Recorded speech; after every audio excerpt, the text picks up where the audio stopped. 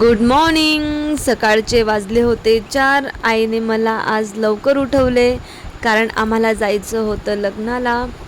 आईच्या एका आवाजानं मी उठून बसले. त्यानंतर मला किचनमधून आवाज यायला लागला. म्हटलं काय होतंय बघते तर माझी आई मस्तपैकी स्वयंपाक बनवते. कारण की तिला माहिती आहे की बाबा आपण आता ट्रेनमध्ये प्रवास करणार आहोत, तर भूक तर लागणारच. म्हणून तिने फटाफट आमच्यासाठी स्वयंपाक रेडी केला.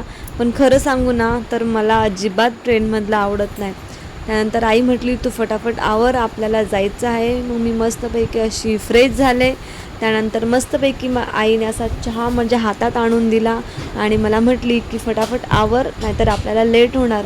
मग मी फटाफट माझा असा चहा घेतला. त्यानंतर माझं फटाफट आवरलं आणि त्यानंतर आम्ही लोक स्टेशनकडे जायला निघालो. भावाने पण रिक्षा काढली आणि आम्हाला तोही सोडायला आला स्टेशनला. सकाळी सकाळी ती छान वातावरण असतं ना, मूड एकदम फ्रेश होऊन जातो. बाहेरचं हे वातावरण एकच नंबर होतं सकाळी सकाळी म्हटल्यावर. आणि फायनली आम्ही पोचलो स्टेशनला. त्यानंतर आम्हाला भाचीला पण घ्यायचं होतं, म्हणून भाची पण आमच्यासोबतच होती. आणि ट्रेनमध्ये गर्दी तर खूपच होती, पण आम्हाला जागा भेटून गेली होती. खरंच हा ट्रेनमधला प्रवास खरंच खूप छान झाला. त्यानंतर आम्ही फायनली पोचलो आमच्या ठिकाणावर, म्हणजेच खानदेशमध्ये, जळगावात. आणि त्यानंतर आम्ही गेलो हळदी फंक्शनमध्ये. बघतो तर काय, हळदीचा कार्यक्रम ऑलरेडी सुरू होऊन गेला होता. त्यानंतर आम्ही लेट झालो म्हणून नवरदेवाला हळद लागून गेली होती. मग आम्ही बसलो थोडं आणि मस्तपैकी फोटो वगैरे काढले, गप्पा मारत बसलो. फॅमिली होती आमची. आणि इथे माझ्या आईचं आणि माझ्या नंदेचं काहीतरी डिस्कशन चालू होतं आणि आमच्या गमतीशीर मजा वगैरे चालू होत्या.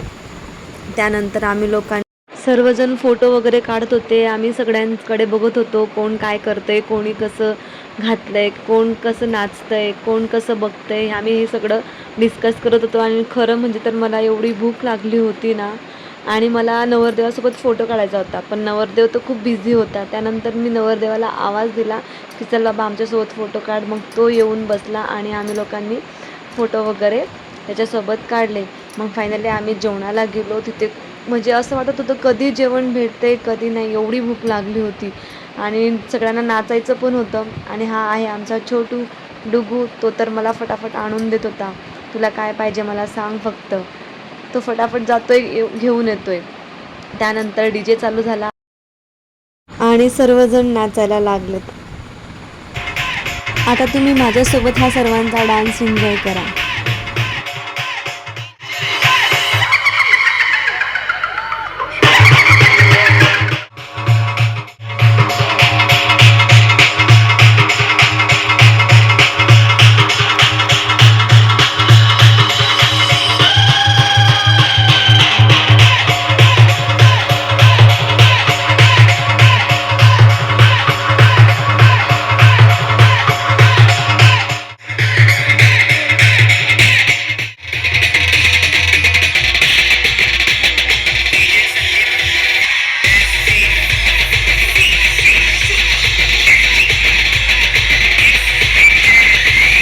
आजचा हा हळदीचा कार्यक्रम इथेच संपतो. उद्या लग्नासाठी पुन्हा भेटूया.